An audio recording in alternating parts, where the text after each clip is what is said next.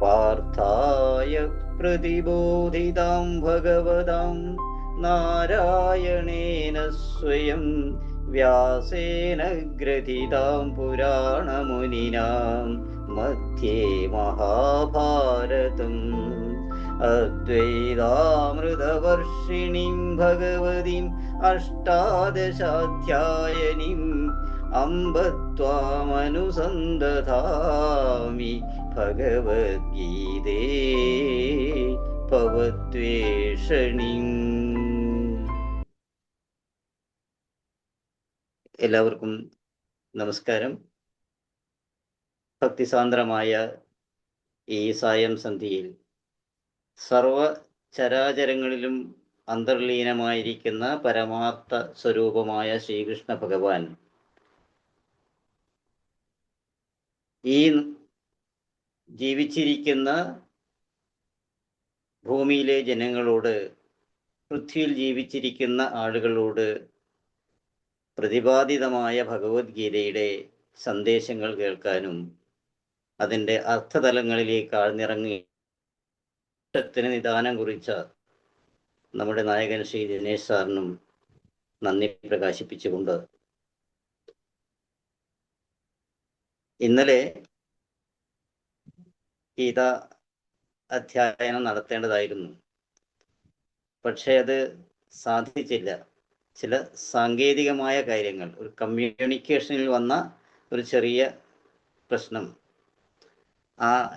എനിക്ക് ഫോണിൽ നമ്മുടെ കോർഡിനേറ്ററുമായിട്ട് ഇന്നലെ ബന്ധപ്പെടാൻ പറ്റാത്ത സ്ഥിതിയിൽ ആയിരുന്നു. അതുകൊണ്ട് ക്ഷമ ചോദിക്കുന്നു. ഇന്ന് നമ്മൾ പഠിക്കുന്നത് സാഖ്യയോഗത്തിലെ 57-ാമത്തെ ശ്ലോകം തൊട്ടാണ്. 56-ാമത്തെ ശ്ലോകം നമുക്കറിയാം. 11-ാമത്തെ ശ്ലോകം തൊട്ടാണ് ഗീതാധ്യായം നടക്കുന്നത്. ഈ 56, 55 തൊട്ടുള്ള ശ്ലോകങ്ങളിൽ ഭഗവാൻ പറയുന്നതും പ്രസ്താവിക്കുന്നതും സ്ഥിതപ്രജ്ഞന്റെ പ്രത്യേകതയാണ്. ഈ ഗീതാധ്യാനം കേൾക്കുമ്പോൾ അർജുനൻ ചോദിച്ചതാണ് സ്ഥിതപ്രജ്ഞസ്യ കാ ഭാഷ, സ്ഥിതപ്രജ്ഞന്റെ ഭാഷ എന്താണ് എന്ന് ചോദിച്ചപ്പോൾ എന്താണ് സ്ഥിതപ്രജ്ഞന്റെ ലക്ഷണം എന്ന് പറഞ്ഞുകൊണ്ടേയിരിക്കുകയാണ് ഭഗവാൻ. ഈ പഠിക്കുന്ന സമയത്ത് നമ്മുടെ പഠിതാക്കൾക്ക് സംശയമുണ്ടാവാം, ഈ ഒരൊറ്റ കാര്യം തന്നെ ഭഗവാൻ എന്തിനാണ് ആവർത്തിച്ച് പറയുന്നത് എന്ന്. ഇനിയും 2-3 ശ്ലോകങ്ങളിലായി ശ്രീകൃഷ്ണ ഭഗവാൻ സ്ഥിതപ്രജ്ഞന്റെ ലക്ഷണമാണ് പറഞ്ഞുകൊണ്ടേയിരിക്കുന്നത്. അതിന് കാരണം ഇതാണ്. സ്ഥിതപ്രജ്ഞൻ എന്ന് പറഞ്ഞാൽ ബുദ്ധിയിൽ സ്ഥിരതയുള്ള, സ്ഥിരമായി പരമാത്മാവിൽ ഉറച്ചു നിൽക്കുന്ന ആളാവേണ്ടയാളാണ്. ആ സ്ഥിരപ്രജ്ഞന്റെ ലക്ഷണം ഇന്നതൊക്കെയാണ് എന്ന് നമ്മളോട് പറയുമ്പോൾ നമ്മളും സ്ഥിതപ്രജ്ഞനാവണം എന്ന ഉദ്ദേശത്തോടു കൂടിയാണ് ഭഗവാൻ ഇത് പറയുന്നത്. അർജുനനോട് മാത്രമല്ല, ഒന്നുകൂടി മനസ്സിലാക്കണം, ഓരോ ആംഗിളിലും സ്ഥിതപ്രജ്ഞന്റെ ഓരോ തലങ്ങളിൽ നിന്നുകൊണ്ടാണ് ഭഗവാൻ നമ്മോട് സ്ഥിതപ്രജ്ഞന്റെ ലക്ഷണവും സ്ഥിതപ്രജ്ഞൻ എന്തായിരിക്കണമെന്നും പറയുന്നത്. അതുകൊണ്ട് ഓരോ ശ്ലോകങ്ങളും വളരെയേറെ ശ്രദ്ധിച്ച് വേണം പോകാൻ. ഈ അധ്യായം കഴിഞ്ഞാൽ വീണ്ടും സ്ഥിതപ്രജ്ഞന്റെ ലക്ഷണവും സ്ഥിതപ്രജ്ഞന്റെ അസ്തിത്വവും അതിനെക്കുറിച്ചൊക്കെ പറയുന്നത്. അതുകൊണ്ട് ശ്രദ്ധയോടുകൂടി പഠിക്കണം എന്ന് അഭ്യർത്ഥിച്ചുകൊണ്ട് 57-ാമത്തെ ശ്ലോകം. യഃ സർവത്രാനഭിസ്നേഹ തത്തത്പ്രാപ്യ സുഖാശുഭം നാഭിനന്ദതി ന ദ്വേഷ്ടി തസ്യ പ്രജ്ഞാ പ്രതിഷ്ഠിതാ.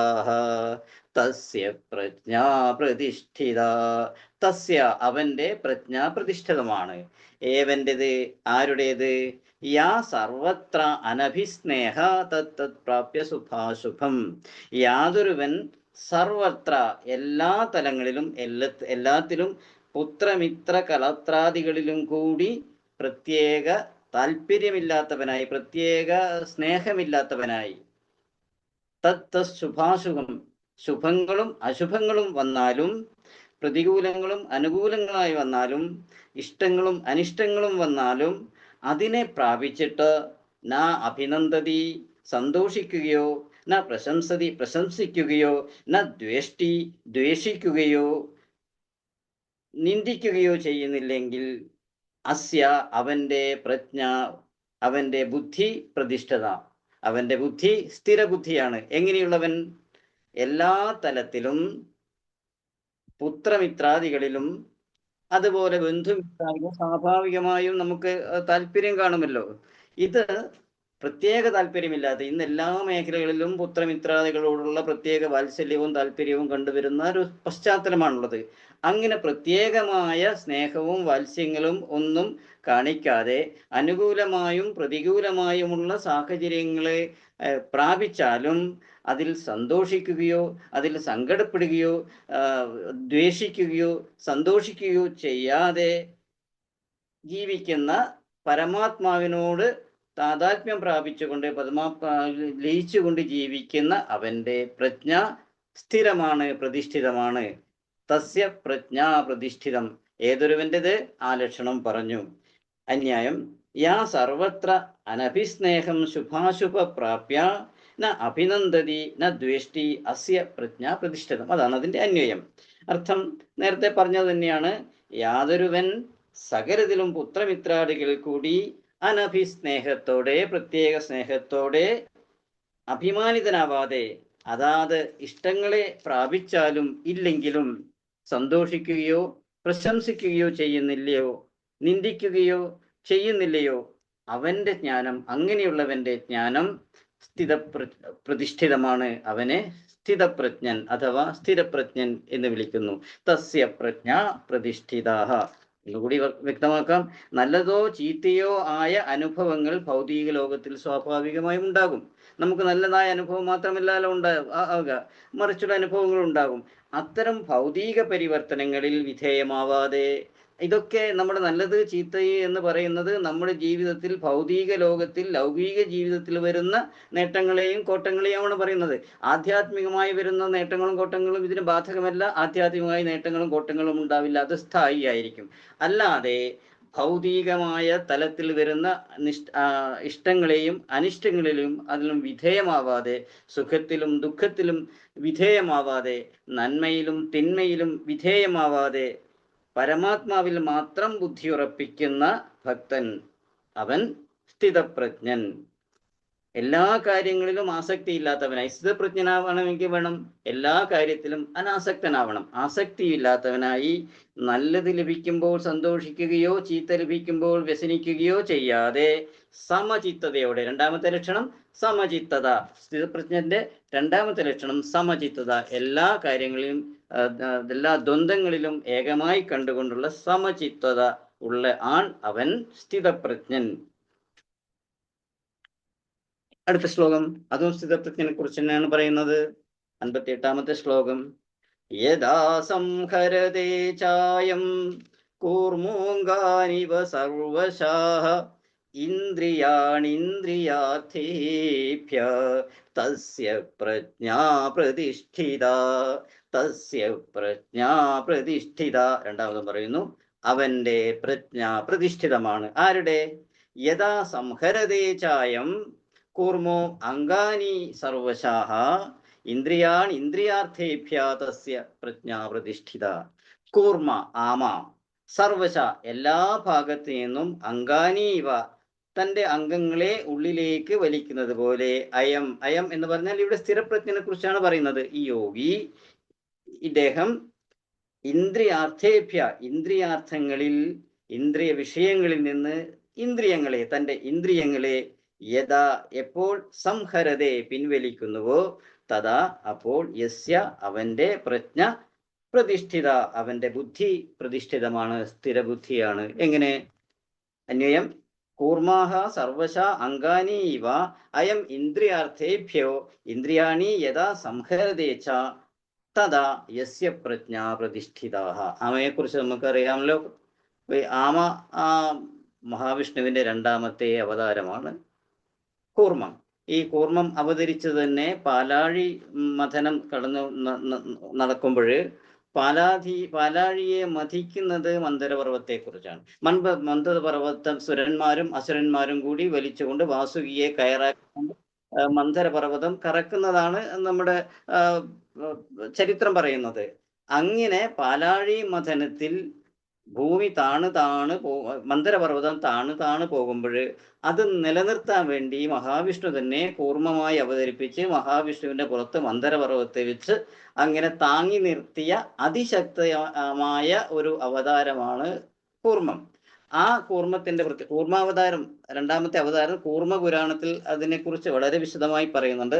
നമ്മൾ പറയുന്ന ഭൗതികമായ കാര്യങ്ങളെക്കുറിച്ച് മാത്രമല്ല കൂർമാവതാരത്തിന്റെ ലക്ഷ്യം, അതിൽ ആത്മീയമായ ഒരുപാട് തലങ്ങളുണ്ട്. ഇപ്പോൾ ഇത് മാത്രം മനസ്സിലാക്കുക, കൂർമ്മം എന്നത് തൻ്റെ ഇന്ദ്രിയങ്ങളെ നിഗ്രഹിച്ചുകൊണ്ട് പെട്ടെന്ന് ആമയുടെ മുന്നിൽ ഒരു ശത്രു വന്നാൽ, ശത്രു ഉണ്ട് എൻ്റെ മുന്നിൽ എന്ന് മനസ്സിലാക്കിയാൽ കൂർമ്മം എന്ത് ചെയ്യും? ആമ എന്ത് ചെയ്യും? തൻ്റെ തല കാലുകളെല്ലാം പിൻവലിച്ച് അതിൽ പുറത്ത് നമ്മൾ കാണുമ്പോൾ ഒരു വലിയ ചട്ടി അല്ലെങ്കിൽ കമത്തിയ പോലെ ഒരു തോടായി മാത്രം കാണും. അതൊരു ജീവിയാണെന്ന് നമുക്ക് തോന്നില്ല. അതേപോലെ നമ്മുടെ ശരീരത്തിന്, നമ്മുടെ ചിന്തകൾക്ക് അപ്പുറത്ത്, നമ്മുടെ മനസ്സിനപ്പുറത്ത് സഞ്ചരിച്ചു കൊണ്ടിരിക്കുന്ന ഇന്ദ്രിയങ്ങളെ സംഹരിക്കാൻ, നിയന്ത്രിക്കാൻ കഴിയുന്ന, കൂർമ്മത്തിനെ പോലെ കഴിയുന്ന ആളായിരിക്കണം ഒരുവൻ. ആ ഒരുവനെ സമയത്തോളം അവൻ സ്ഥിരപ്രജ്ഞനാണ്. എല്ലാ ഭാഗത്തും തന്റെ അവയവങ്ങളെ ഉള്ളിലേക്ക് വലിക്കുന്നത് പോലെ ഇന്ദ്രിയാർത്ഥങ്ങളായ വിഷയങ്ങളിൽ നിന്ന്, ഏതിൽ നിന്നാണ്?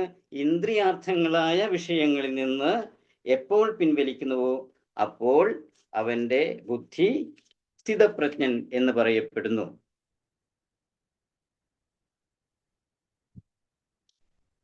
ഇവിടെ നമ്മൾ കാണുന്നത് ഇന്ദ്രിയ നിഗ്രഹമാണ് പ്രാധാന്യമായി പറയുന്നത്. കൂർമ്മത്തെ ഉപയോഗിച്ചു എന്ന് മാത്രം. നമ്മുടെ ജ്ഞാനേന്ദ്രിയങ്ങൾ നമ്മൾ ശ്രദ്ധിക്കണം. നമ്മുടെ ജ്ഞാനേന്ദ്രിയങ്ങൾ എന്തൊക്കെയാണ്? ഇന്ദ്രിയങ്ങൾ കണ്ണ്, മൂക്ക്, ത്വക്ക്, നാക്ക്, ചെവി. ഈ ജ്ഞാനേന്ദ്രിയങ്ങൾ നമ്മൾ അറിയാതെയാണ് പോകുന്നത്. നമ്മളറിയാതെ നമ്മൾ ഇന്ദ്രിയങ്ങളുടെ പിന്നാലെ പോവുകയാണ്. ആത്മീയ അന്വേഷിയെ സംബന്ധിച്ചിടത്തോളം അത് അപകടകരമായ കാര്യമാണ്. അത് മനസ്സിലാക്കിക്കൊണ്ട് നമ്മുടെ ഇന്ദ്രിയങ്ങളെ, സ്വന്തം അവയവങ്ങളെ ആമ പിൻവലിക്കുന്നത് പോലെ നമ്മൾ നിയന്ത്രിക്കണം. അവന്റെ പേരാണ് സ്ഥിരപ്രജ്ഞൻ. സ്ഥിരപ്രജ്ഞന്റെ മൂന്നാമത്തെ വിശേഷണം ഈ ശ്ലോകത്തിൽ കണ്ടു, ഇന്ദ്രിയ നിഗ്രഹണം. ഈ ഇന്ദ്രിയ നിഗ്രഹണം ചെയ്താൽ എന്താണ് കാര്യം? നമ്മളറിയാതെ നമ്മൾ ഇന്ദ്രിയങ്ങൾ തലത്തിലേക്ക് നല്ലതായ കാര്യങ്ങൾ കാണാനും, നല്ലതായ കാര്യങ്ങൾ കേൾക്കാനും, നല്ലതായി രുചിക്കാനും, നല്ലതായ കർമ്മങ്ങൾ ചെയ്യാനും നമ്മളറിയാതെ നമ്മുടെ ജ്ഞാനേന്ദ്രിയങ്ങൾ നമ്മളെ നയിക്കുന്നു എന്ന് പറഞ്ഞു. അങ്ങനെ നയിച്ചാലുണ്ടാകുന്ന അപകടം എന്താണ്? അടുത്ത ശ്ലോകത്തിൽ കാണാം. 59-ാമത്തെ ശ്ലോകം. ഒരു ശ്ലോകമാണിത്. വളരെ ഇതിന് കുറച്ചൊരു അഗാധമായ അർത്ഥഗാംഭീര്യമുണ്ട്. അതുകൊണ്ട് കുറച്ചുകൂടി നന്നായി ശ്രദ്ധിക്കണം. നിരാഹാരസ്യ, ഇന്ദ്രിയങ്ങളെ കൊണ്ട് വിഷയങ്ങളെ ഗ്രഹിക്കാതിരിക്കുന്ന ദേഹിക്ക് രസവർജം, ഇച്ഛ, അഭിലാഷം ഒഴിച്ച് വിഷയാനുഭവങ്ങൾ വിനിവർത്തന്തേ, ക്രമേണ നിവർത്തിക്കുന്നു. ഇവിടെ അസ്യ എന്ന് പറഞ്ഞുകൊണ്ടിരിക്കുന്നത് സ്ഥിരപ്രജ്ഞനാണ്. ഈ സ്ഥിരപ്രജ്ഞന്റെ രസ അപി, വിഷയങ്ങളിലുള്ള ഇച്ഛയും കൂടി പരമാത്മാവിനെ ദൃഷ്ട, അറിഞ്ഞിട്ട് നിവർത്തിക്കുന്നു. അന്വയം: നിരാഹാരസ്യ ദേഹിനാഹ രസവർജ്യം വിഷയാവിനിവർത്തന്തേ അസ്യ രസ അപി പരം ദൃഷ്ട്വാ നിവർത്തന്തേ. അർത്ഥം പറയാം. ഇന്ദ്രിയങ്ങളെ കൊണ്ട് വിഷയങ്ങളെ ഗ്രഹിക്കാതിരിക്കുന്ന ദേഹിക്ക് ഇച്ഛ, അഭിലാഷമൊഴിച്ചുള്ള വിഷയാനുഭവങ്ങൾ ക്രമേണ നിവർത്തിക്കാൻ കഴിയുന്നു. ഇതിന്റെ സ്ഥിതപ്രജ്ഞത്തിന്റെ വിഷയങ്ങളിലുള്ള ഇച്ഛയും കൂടി പരമാത്മാവിനെ അറിഞ്ഞിട്ട് നിവർത്തിക്കുന്നു. എന്താ പറയുന്നത്? അത് കുറച്ചുകൂടി ആ തലത്തിൽ നിന്ന് ഇറങ്ങി നമ്മൾ ചിന്തിക്കണം. നമ്മളെ സംബന്ധിച്ചിടത്തോളം നേരത്തെ പറഞ്ഞു, നമ്മളെ നയിച്ചുകൊണ്ടാണ് ഇന്ദ്രിയങ്ങൾ പോകുന്നത്.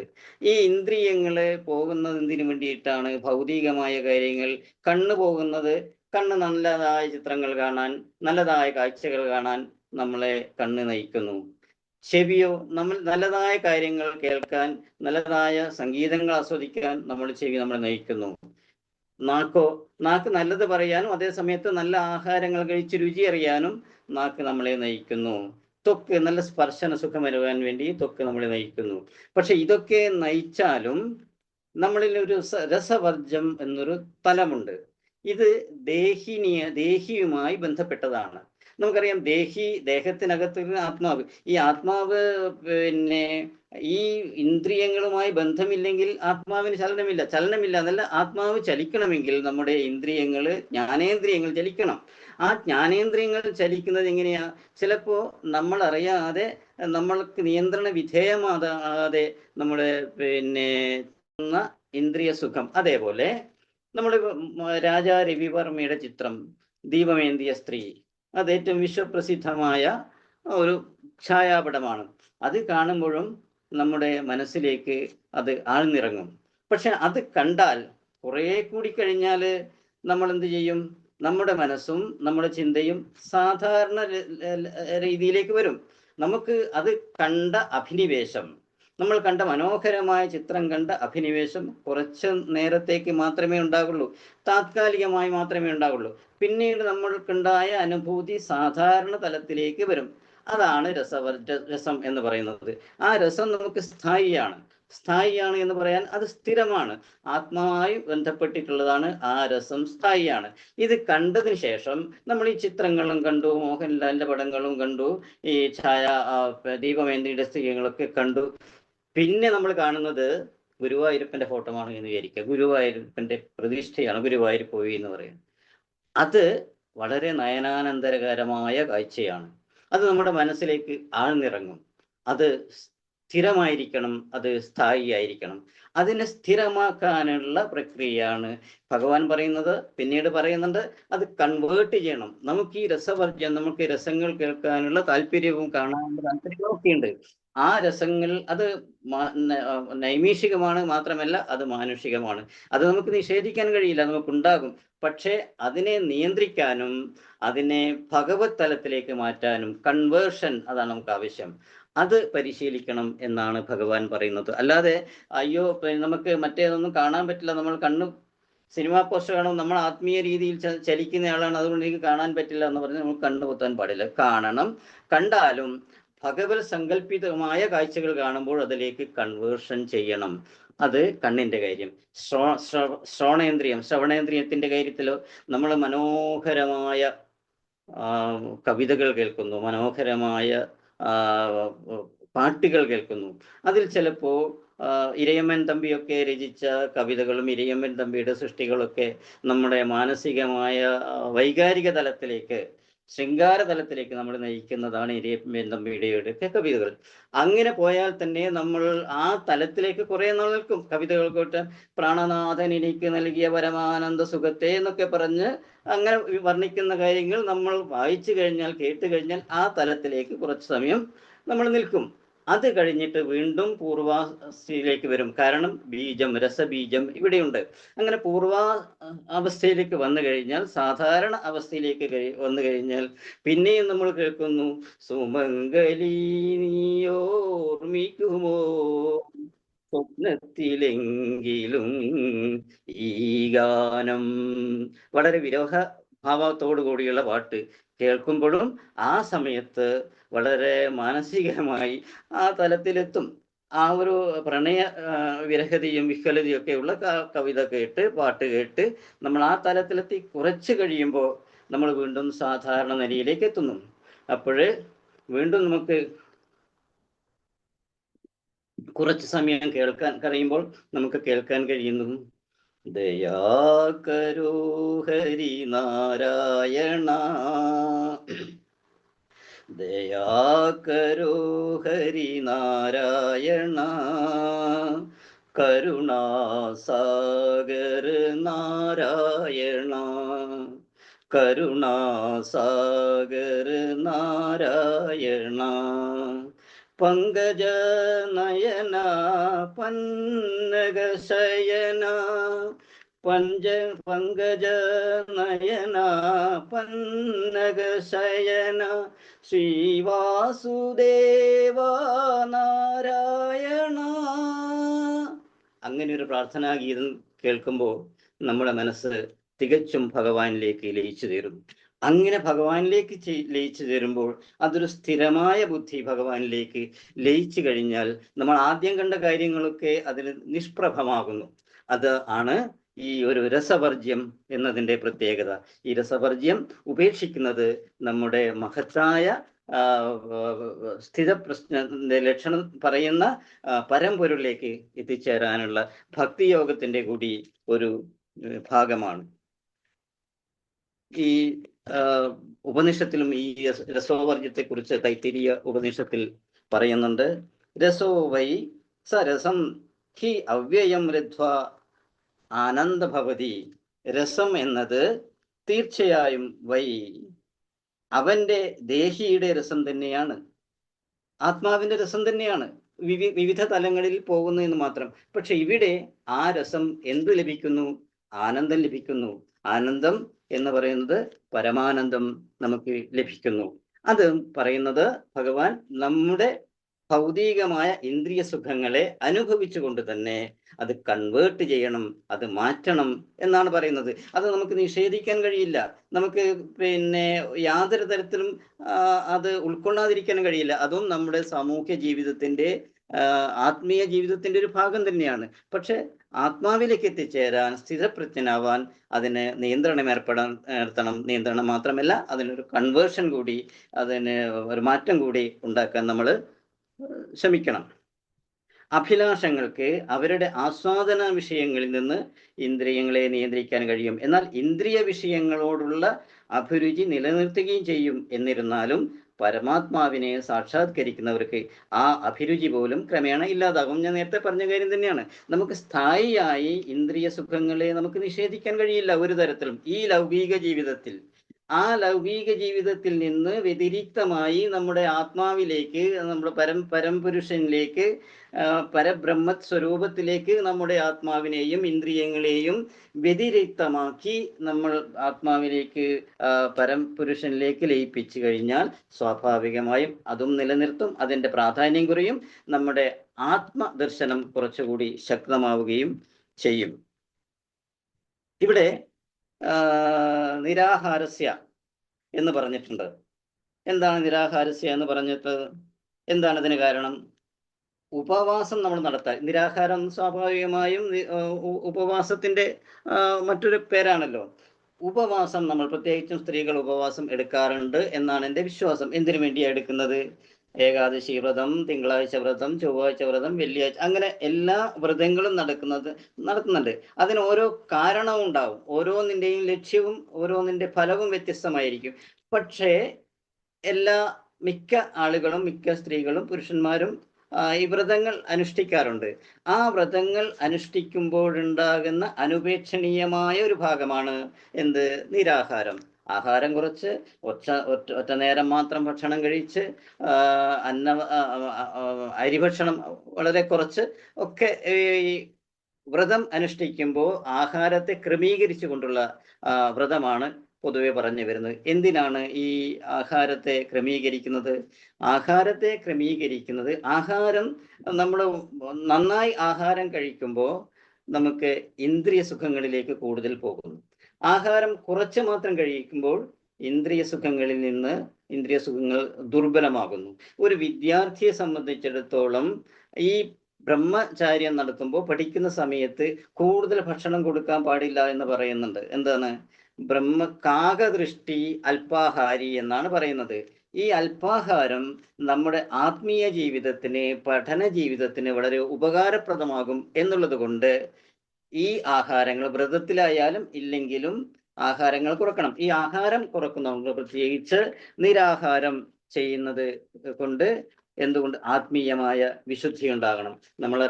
നമുക്കറിയാമല്ലോ, ഈ നിരാഹാരം, ഉപവാസം ഇന്ത്യയിലേക്ക് സാവൃത്യമാക്കി മാറ്റിയത് ആ ഇന്ദ്രിയ നിഗ്രഹത്തിൽ നിന്ന്, നിരാഹാരത്തിൽ നിന്ന് തൻ്റെ സ്വന്തം കഴിവ് ഉപാസനയിലൂടെ സ്വന്തം കഴിവ് സ്വാംശീകരിച്ചുകൊണ്ട് സൂര്യൻ അസ്തമിക്കാത്ത ആംഗലേയ സാമ്രാജ്യത്തെ ഒരു ചുണ്ടുവിരലിന് മുമ്പിൽ വിറപ്പിച്ചു നിർത്തിയ മഹാത്മാഗാന്ധിയുടെ ശക്തി സ്രോതസ് ഈ നിരാഹാരമായിരുന്നു, ഈ ഇന്ദ്രിയ നിഗ്രഹമായിരുന്നു.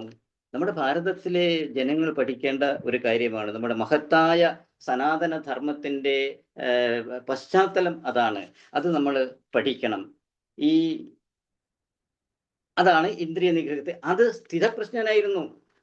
നമ്മുടെ പ്രത്യക്ഷ ജീവിതത്തിൽ സ്ഥിതപ്രജ്ഞനായി നമ്മൾ ഇന്നും കാണുന്ന ഒരു മഹാപുരുഷനാണ് നമ്മുടെ രാഷ്ട്രപിതാവായ മഹാത്മാഗാന്ധി. അദ്ദേഹത്തിന്റെ കയ്യിൽ എപ്പോഴും കൊണ്ടു നടക്കാനുള്ള ഒരു പുസ്തകമുണ്ടായിരുന്നു. അതാണ് ഭഗവത്ഗീത. സ്ഥിതപ്രജ്ഞത്തിന്റെ മറ്റൊരു ഭാഷ്യത്തിലേക്ക്, സ്ഥിതപ്രജ്ഞത്തിന്റെ മറ്റൊരു ലക്ഷണത്തിലേക്ക് അടുത്ത ക്ലാസ്സിലേക്ക് കിടക്കാം. ഇപ്പോൾ ഇവിടെ നിർത്തുന്നു. നന്ദി, നന്ദി, നന്ദി.